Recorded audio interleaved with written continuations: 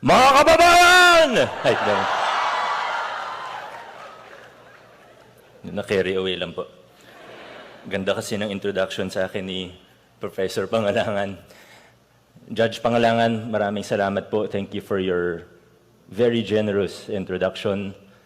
At sa totoo, one of the biggest victories of my life, well, next to winning as mayor in 2019, the second biggest victory in my life was passing persons under Ma'am Bet Pangalangan.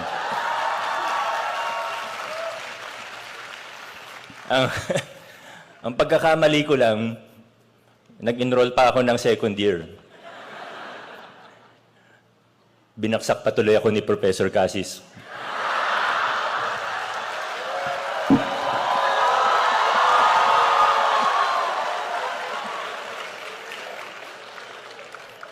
To the officials of the University of the Philippines, including its constituent universities headed by our President, Attorney Angelo Jimenez, to the officials and of UP Diliman, headed by its Chancellor, Attorney Edgardo Carlo Vistan II, to the officials of hindi ko na po isa-isa, ang haba po ng listahan, okay lang po. Allow me to be a little bit irreverent and please allow me to dispense with the formalities. But of course, I have to thank all of the officials, faculty, and staff of the university, especially of the College of Law, and most especially to another former professor and to our beloved Dean, Ma'am Gwen, maraming salamat po.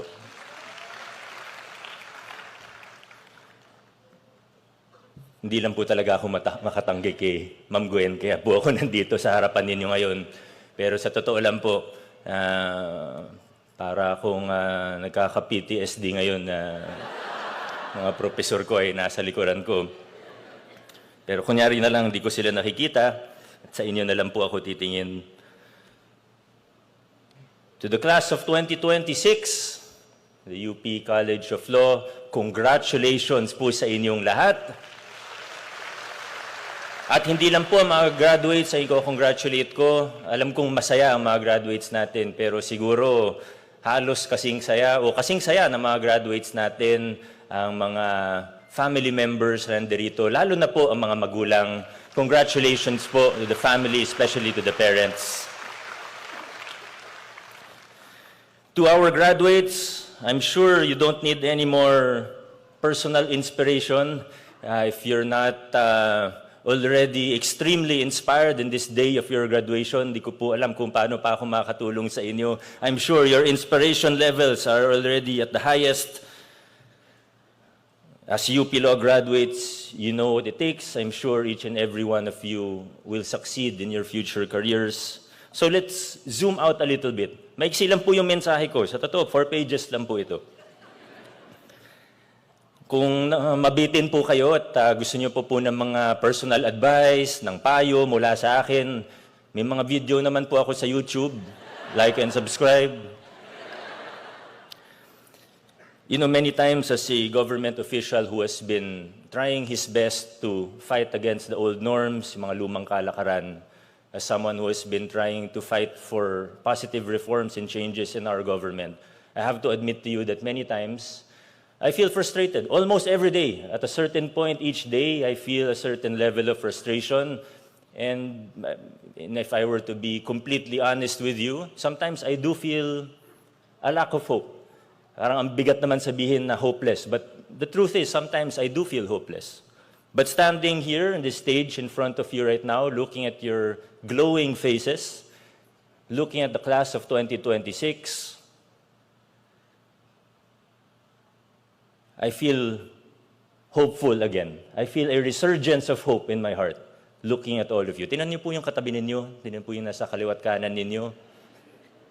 Do you feel hopeful when you look at them? I've seen some of your posts on social media, some of your angry posts. I've heard that many of you have attended anti-corruption rallies, and part of the reason why I'm hopeful for our country and part of the reason why I'm hopeful for the future of our country is that I know that you care. You're not apathetic. But I also know that as we progress in our careers and in our lives, that we will continuously realize that things are probably a little bit more complicated than they are at face value. We will continue to realize that maybe some things are some problems may be a little harder to untangle than it would first appear. We see things like the flood control scandal, and we take a step back, look closely, and say, hindi ba parang yun din naman yung nangyari 10 or 15 years ago sa Napoles scam, sa PDAF scam? Ano ba nangyari noon? Opo, may nakulong, pero lahat ba nakulong? Tingnan natin yung nangyayari ngayon. Parang umulit lang, hindi lang umulit, pero parang mas malaki pa yung mga halaga, yung mga amount na pinag-uusapan natin ngayon kumpara sa 10, 15 years ago. At ano ba yung mangyayari ngayon? Opo, may mga nakulong na, pero huwag na po tayo maglukuhan. Sa 1,000 na sangkot, and there are more than 1,000 who are involved, sa 1,000 na sangkot, ilan po kaya makukulong at mapapanagot? Baka masaya na tayo pag may 50 na mapakulong at mapanagot dun sa ilang libo na involved po dito. It won't always be easy to remain hopeful, and it will be even harder to stay the course and maintain your integrity as professionals and as citizens of our republic. Alam niyo, pag nag-iikot po ako sa iba't ibang paaralan, ang pinakamadalas na tinatanong ko, kaya pag may mga bisita ako na estudyante o young leaders, may bisita sa akin, ang pinakamadalas nilang tinatanong, ay Mayor o Vico, paano ko hindi makakain ng sistema? Or some variant thereof. How do I maintain my integrity if I want to enter in government? Or if not necessarily even in government, how do I maintain my integrity? How do I stand up against a boss who's pressuring me to do a certain thing that I know is immoral, illegal, or unethical? Yan po ang pinakamadalas na tinatanong sa akin ng mga kabataan, ng mga batang leader, lalo na pag nag-uumpisa sa kanilang mga karera. Today, you're entering a new chapter in your lives, and pretty soon, you're going to find yourselves at a crossroads. But perhaps before we answer that question that many were probably asking, we should first ask, how did we, as a society, get here? How did we as a country, paano ba tayo nakarating dito kung nasan tayo ngayon, to a place where justice seems to bend deeply in favor of the rich and powerful, where the law is harsh but only if you are not well connected, where in many situations it seems like the only way to succeed is if you play the game. A game where amongst the successful, whether in the public or private sector, it is more common than not to engage in corrupt and unethical behavior. Nung 1 linggo lamang, wala ako sa meeting, pero nandun yung city administrator ko. Meron po nag-propose po sa amin, unsolicited proposal for a certain service in the city government. At yung tanong ng side namin sa kanila, magkano ba yung serbisyo? Ano yung annual fees? Ano yung maintenance fees? Etc. Ang tinanong nila sa aking administrador, sa aking CA, magkano ba, ilan % ba yung SOP sa Pasig City? Yung city admin ko, medyo nahawa na po sa akin pag may mga ganun talong, medyo mainit ang ulo. At sabi niya, huwag niyo kaming tanungin ng ganyan. 0% ang SOP namin, wala kaming ganyan sa Pasig, sabi niya. Alam niyo yung reaction nung nagpo-propose? Sabi niya, ha? Talaga? 0%? Totoo pala, walang SOP sa Pasig. Akala namin sa balita lang yun. Akala namin sabi-sabi lang yun. Totoo pala. Sa madaling salita, parang nakarating na tayo sa punto kung saan mas nakakagulat pa kapag may nakasalubong kang honest kesa sa corrupt. Hindi ko po yan sinasabi para magbuhat ng sariling bangko. Hindi yan po yung karanasan ko na, teka, parang mas nakakagulat. Mas maraming nagugulat pag nalaman na may honest. Hindi lang na mayor naman, pero lahat ng mga, pag nalaman na yung department head, hindi nang hihingi ng porsyento, nagugulat yung mga kontratista, nagugulat. Mga nagbibigay ng serbisyo sa pamahalaan, nagugulat ng iba't ibang tao, lalo na yung mga sanay na. How did we get here? How did we as a society, as a government, as a country, get here? At ang totoo, madaling mamuna, madaling maghanap ng mali sa ating kapwa, mas lalong madaling mamuna pagka nakita natin yung mga mali, yung mga hindi magandang balita sa telebisyon, sa social media, At tama naman yun, di ba? Karapatan natin, tungkulin natin na sitahin ng mga public officials natin, lalo na. But before we aim to change society and the entire government, maybe we should look inwards first. Let's zoom in first. And maybe we should aim to better ourselves first. Sa Facebook, galit tayo sa korap. Pero pag may exam tayo, nandaraya tayo. There will come a time when you will have a boss, you'll work for a firm, or any other company that accepts as standard the practices of bribing judges, policymakers, regulatory agencies. There will come a time when you become part of a team, an office, a local government unit, where they say there is a standard operating procedure, an SOP, or an automatic kickback, maybe of 10%, 20%, or maybe more. If you run for public office, the veterans are likely to tell you that you will not win unless you buy votes. If you work for a private firm, perhaps the management will ask you to falsify a record, misdeclare your earnings, or otherwise engage in fraud and deceit. You may be asked or tempted to contribute to the ecosystem of disinformation, misinformation, or wherever life takes you, you will eventually be pressured by others or tempted by circumstance into crossing ethical boundaries, compromising your principles, and breaking your integrity. Now, let's go back. How did we get here? As a society, we could talk and debate for hours. Each of us, as many people as there are in this theater, will have the same number of opinions, different theories. But let's not forget that everything big started out as something small. Everything systemic, everything that has been institutionalized started out with one decision, with one small practice. Institutionalized ba ang kickback sa DPWH o rig bidding sa DPWH? Hindi naman po yan nagsimula, na ganyan na siya, sistema na siya, institutionalized na siya. Nagsimula yan sa isang kontrata, nagsimula yan sa maliit na padulas, nagsimula yan sa maliit na bribe. And progressively, it got bigger and bigger. Sabi nga sa commercial, di ba, great things start, ano yung kasabihan? With small beginnings. Kung sino yung naisip niyong atleta, doon po makikita kung ano po ang edad ninyo. Yung mga nasa entablado ang naisip si Bea Lucero. Yung mga graduate, pareho po tayo, Carlos Yulo na ang naabutan natin. Now, the question is, okay, so ito na to. Nandito na yung malakihang korupsyon, nandito na yung malakihang problema ng ating bayan, yung mga lumang kalakaran na hindi nating matali-talikuran. What can I do? At paano? Muli po, balik tayo dun sa unang tanong, paano ako makakasiguro na hindi ako kakainin ng sistema?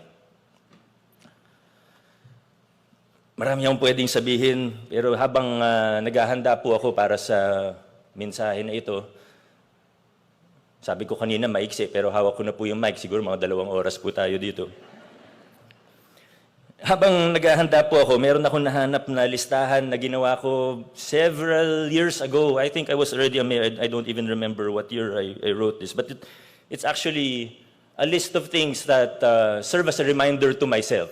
So you can adopt it or not, pero para sa akin, nakatulong po ito. These are 10 things, there are more, but these are 10 things that I have done and I try to continue to do that help me from being eaten by the system. And these are 10 things, but I'll read it in 60 seconds. I just want to put it out there. Number 1, preparation is more important than courage. Number 2, make a list of non-negotiables and review them regularly. Number 3, when in doubt, choose faith, conscience, and integrity over money, power, and ambition. Number 4, study cognitive dissonance and continuously identify how and where it affects you, your decision-making, and opinion-forming. Number 5, get out of your echo chamber from time to time. Number 6, check your ego every single day. Number 7, have people in your life who share the same or similar principles, values, and beliefs. Number 8, allow said people to keep you grounded. Number 9, give these people the license to hold you accountable. And number 10, have a healthy level of respect, but also be willing to go against the status quo.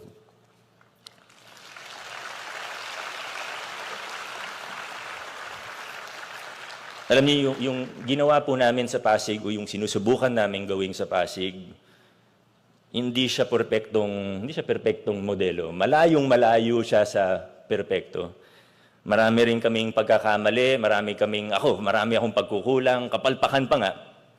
Pero siguro yung kahalagahan ng ginawa namin o ginagawa namin sa lungsod ng Pasig, sa ating lokal na pamahalaan ng Pasig, ay pinakita namin na kahit mahirap, posible ang pagbabago ng luma at bulok na sistema. Posibleng talikuran ng mga lumang kalakaran kahit matagal na itong nakaugat sa ating mga institusyon, sa ating sistema, maging sa ating kultura. The headlines you see today are just a small, or rather just a byproduct of small incremental steps that we, not just me, but a lot of people took for years. And many of the things that you see now, the successes that we have, that maybe you see me, but the reality is, a lot of the things that I was able to do till 2019, ay kasi may mga lumaban mula noong 2004, 2007, may mga nauna sa akin. They paved the way for me. The little things they did that maybe today no one would even remember, paved the way for me and for us now, starting in 2019. Whether you like it or not, you, the class of 2026, will determine the future of our nation. Will change be possible? Will we be forever trapped in this vicious cycle of inequality and poverty, of corruption and injustice? I'm sure that you and I are the same, that we believe that change is possible, that as a nation we can, we are, and we will move forward. Though sometimes it may be difficult to see, the trajectory of our nation is positive. It's upward. Patunay na lang dito. Kung nasa time machine ka, pwede kang mamili kung saan ka titira, 1896, 1945, 1986, or 2026. I think if we will be purely objective, isipin lang natin, quality of life para sa iyong sarili, para sa iyong pamilya, most likely you will choose 2026. And I think that's proof that the trajectory of our history and of our nation is upward. Ang tanong na lang, kung gaano ba tayo kabilis papunta dun sa mas magandang bayan, mas magandang sitwasyon para sa ating mga kababayan. How fast we go will be determined not by the president, although of course leaders are important, not by some charismatic leader. There will be no savior for our nation. But how fast we go will depend on you, the incoming generation of leaders and change makers. Changing perspectives, reversing destructive norms and practices. How fast this all happens will depend on you.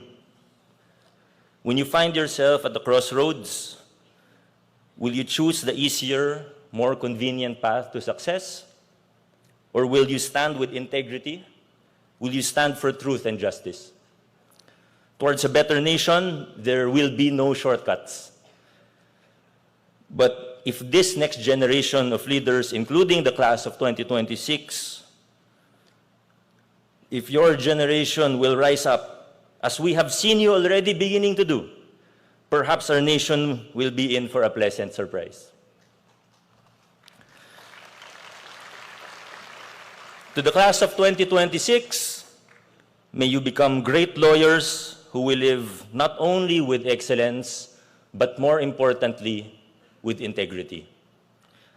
May you always choose to fight on the side of truth, fairness, and for the rule of law. May God bless you in your future careers. May God bless you and your families, and I look forward to everything that the future has in store for you. I look forward to witnessing you change our nation. Mabuhay ang class of 2026.